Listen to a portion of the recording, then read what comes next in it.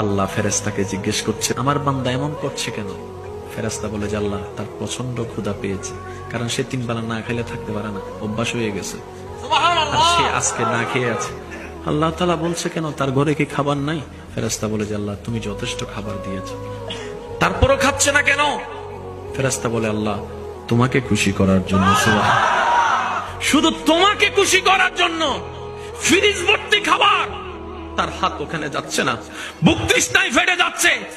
3টা বোতল আছে ফ্রিজের, সে একটু স্পর্শ করছে না। সে তাকায় আছে কখন তোমার হুকুম আসবে, মুয়াজ্জিন আজান দিবে, মাগরিবের আজানের সাথে সাথে সে খাবারটা খাবে। সে বলছে জান চলে গেলে চলে যাক, আমি রোজা ভাঙবো না।